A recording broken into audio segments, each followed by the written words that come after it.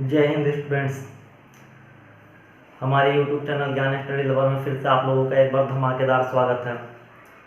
आज का वीडियो में हिंदी का लेकर के आने वाला हूँ, क्योंकि हिंदी का भी 10 नंबर का प्रश्न बिहार पुलिस के एग्जाम में पूछे जाते हैं। तो आज हिंदी के मैं टॉप 20 क्वेश्चन करूँगा, जो कि आप लोगों के लिए बहुत ज़्यादा हेल्पफुल होने वाला है। तो आइए आज का देखते हैं पहला प्रश्न। तो आज का पहला प्रश्न है हमारा, आधुनिक कविता के सुमेरु किसे कहा जाता है? आधुनिक कविता के सुमेरु के नाम से किन्हें जाना जाता है? तो ये हो जाएगा आपका आंसर जयशंकर प्रसाद द्विवेदी। जयशंकर प्रसाद द्विवेदी को आधुनिक कविता का सुमेरु कहा जाता है। आधुनिक कविता का सुमेरु जयशंकर प्रसाद द्विवेदी। नेक्स्ट क्वेश्चन है, रामधारी सिंह दिनकर को किस पुस्तक के लिए ज्ञानपीठ पुरस्कार दिया गया था?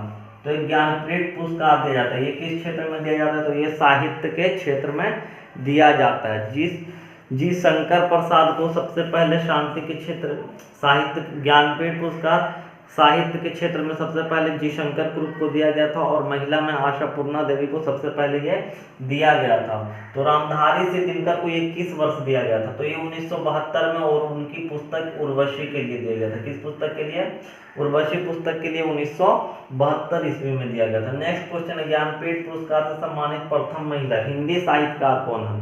तो मैंने ऐसे बताया कि महिला में सबसे पहले आशापूर्णा देवी को मिला था, लेकिन बात करेंगे हिंदी साहित्य में, तो हिंदी साहित्य के लिए आपको महादेवी वर्मा कौन हो जाएंगी? महादेवी वर्मा को सबसे पहले मिला, और किस पुस्तक के लिए? तो यामा पुस्तक के लिए। इनको कब दिया गया? तो 1972 1972 में महादेवी वर्मा को हिंदी साहित्य के ज्ञानपीठ पुरस्कार से सम्मानित किया गया। किस पुस्तक के लिए? तो ये यामा पुस्तक के लिए। नेक्स्ट क्वेश्चन है, राष्ट्र कवि किसे कहा जाता है?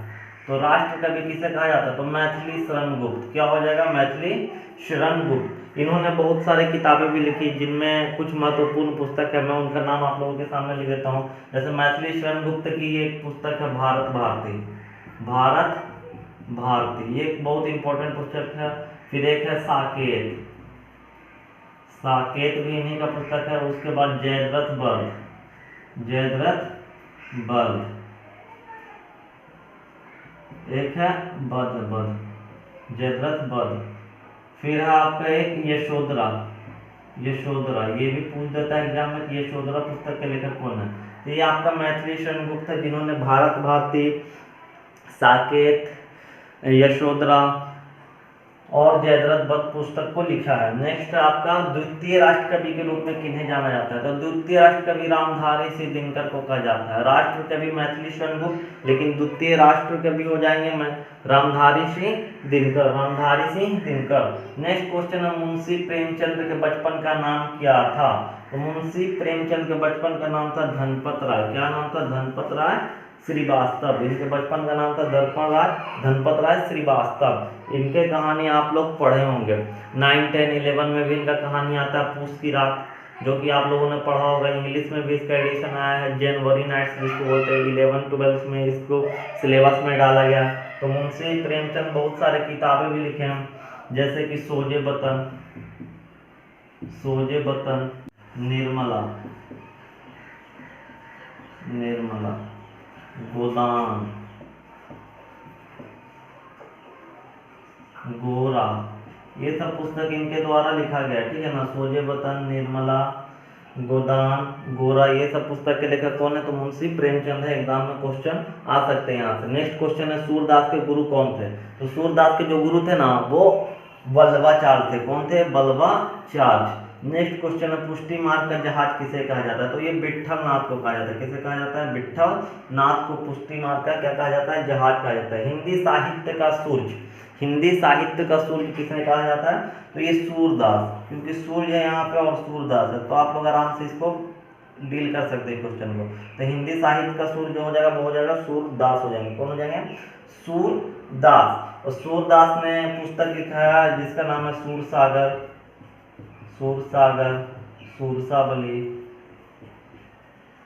सूरसाबली, ये सब इनकी लिखी हुई पुस्तक है, ठीक है ना। तो सूरदास का जो जन्म है ना, ये 1478 में हुआ था, 1478 में, और मृत्यु 1583 में। ये 105 वर्षों तक जीवित रहे थे। कितने वर्षों तक? 105 वर्षों तक, यानी हिंदी साहित्य के सबसे लंबे समय तक जीने वाले कवि कौन हो जाएंगे? तो ये सूरदास हो जाएंगे।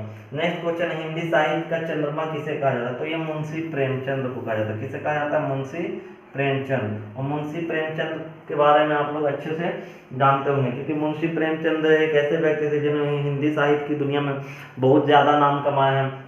और मुंशी प्रेमचंद ने ही ईदगाह जैसी कहानी को लिखा है, ईदगाह। फिर उसके बाद जनवरी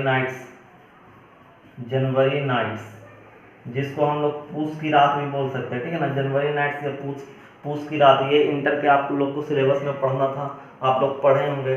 तो ये मुंशी प्रेमचंद से संबंधित क्वेश्चन जो है मैं यहाँ पे डील कर रहा हूँ। नेक्स्ट चलेंगे ग्रामर की ओर। हिंदी ग्रामर में किस तरह के प्रश्न आते हैं? तो पहला क्वेश्चन है ईश्वर के पर्यायवाची शब्द। पर्यायवाची शब्द 1 से 2 क्वेश्चन आएंगे ही आएंगे पर्यायवाची के। तो क्वेश्चन नंबर 11 हम लोग का पर्यायवाची से ईश्वर का पर्यायवाची है।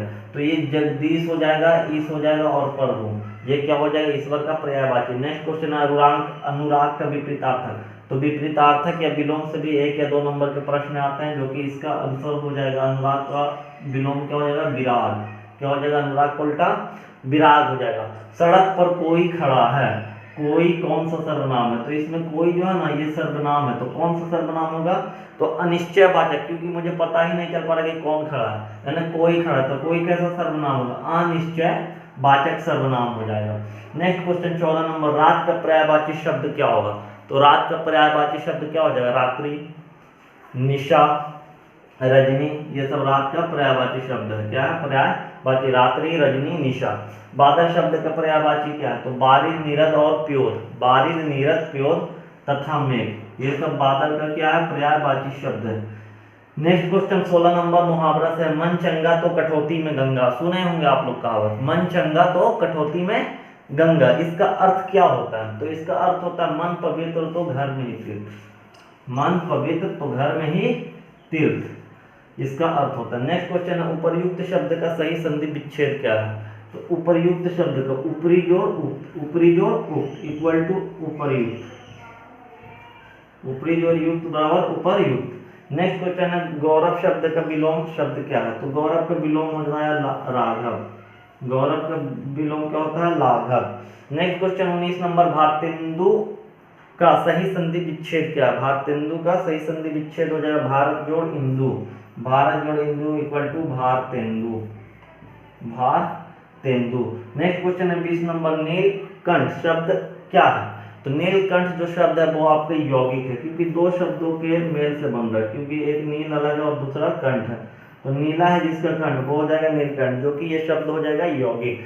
तो मैंने यहाँ पे 20 क्वेश्चन कराया हूँ और अलग से भी कुछ क्वेश्चन यहाँ पे निकला है, तो इसे आप लोग ध्यान से देखें और समझें। बाकी हमारे वीडियो के लिए आप लोग लगातार बने रहें, हमसे जुड़े रहें। आप लोग को इस वीडियो से काफ़ी हेल्पफुल मिलने वाली है। तो इसी तरह के प्रश्न आपको बिहार पुलिस का जो एग्ज़ाम होने वाला है 1 अक्टूबर, 7 अक्टूबर और 15 अक्टूबर को 3 चरणों में ये होने वाला। और मेरा इसमें फर्स्ट डे है, इसी वजह से मैं वीडियो नहीं ला पा रहा था, क्योंकि मुझे टाइम नहीं मिल पा रहा था। फर्स्ट डे ही मेरा एग्ज़ाम है और मैं एग्ज़ाम का कोशिश करूंगा कि एनालिसिस आप लोग को दूं, आप लोग को बताऊं कि किस प्रकार के प्रश्न पूछे जा रहे हैं, ताकि आप लोग ज़्यादा से ज़्यादा प्रश्न का उत्तर दें एग्ज़ाम में। तब तक के लिए जय हिंद, जय भारत।